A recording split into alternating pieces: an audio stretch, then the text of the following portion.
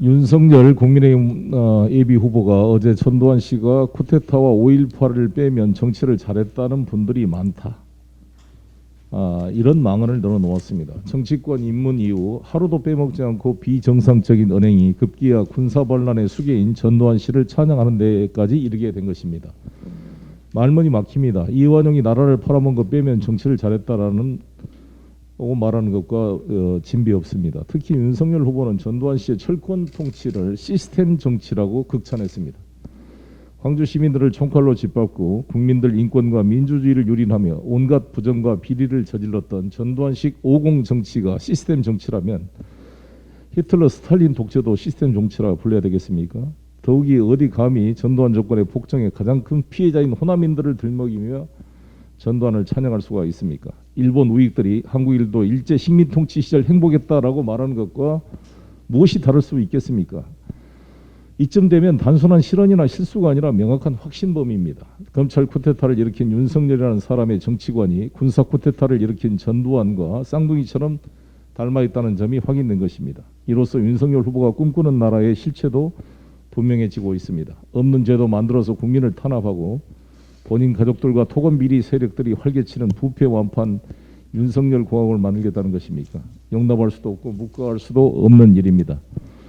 보통 정치인이라면 윤석열 후보가 내뱉은 수많은 망언 중 단 하나만 했어도 그날로 정치 생명이 끝났을 것입니다.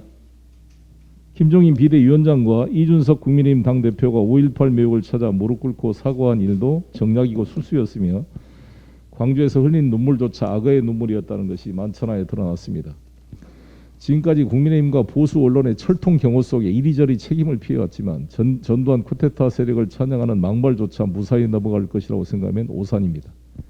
좌시하지 않겠습니다. 더욱이 김웅 의원과 조성은 씨의 통화 녹음 파일에 윤석열 총장의 실명이 직접 등장했다는 사실이 어제 MBC 보도를 통해 드러났습니다.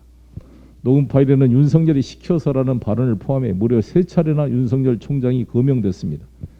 특히 김웅 의원은 통화 곳곳에서 자신 역시 누군가의 지시나 조언을 받아 움직이는 것처럼 말했습니다.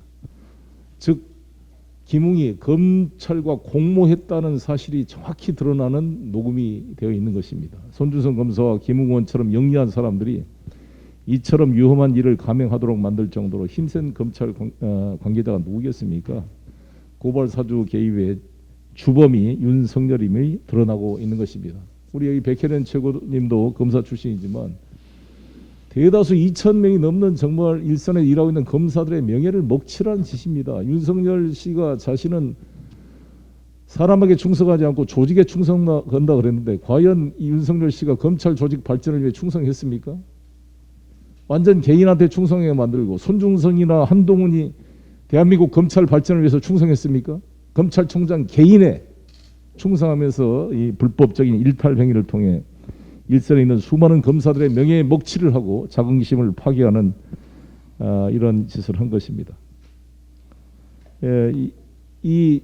이번에 서울행정법원에서 추미애 장관이 2개월 징계 처분한 것이 적법하다고 취소를 요구하는 윤석열 청구를 기각시켰습니다. 이게 사실이 확인되면 법무부 장관 징계가 확정되면 변호사회에서 변호사를 등록 안 시킬 수가 있습니다. 즉 변호사도 못 해먹을 사람입니다. 이 대통령은커녕